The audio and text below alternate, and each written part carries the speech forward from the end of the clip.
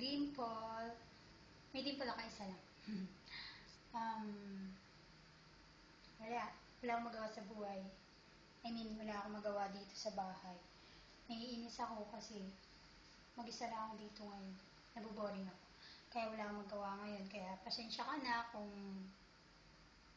ganito. Kumukuha ako ng video. Wala lang.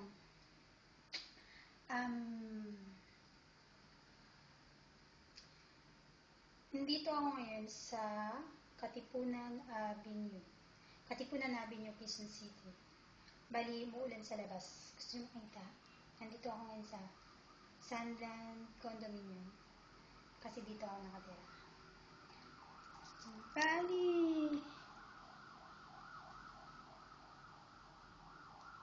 Wala lang. Diyos. Ganito. Papakita ko na lang sa'yo yung labas ng condo. Nandito ako ngayon sa 14th floor. Okay, dito na. Wait lang.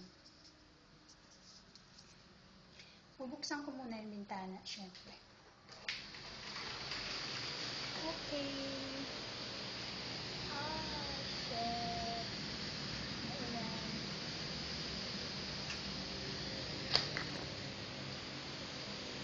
Teka lang Ayan.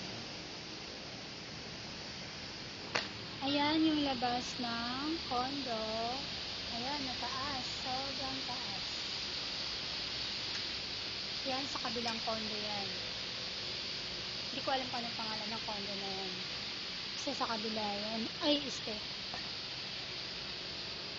Ayun, makikita dito yung self-help. Pero medyo malabo na siya. Makikita din dito yung ayan. Makita niyo yung ano na yan. Yung parang pinaconstruct pa lang. Inaayos pa lang.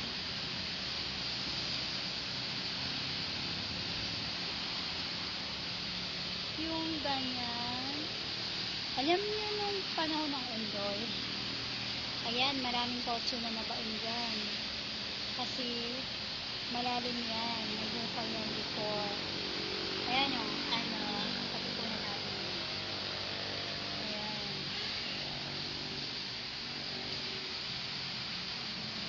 Ayun, part ng Bulacan na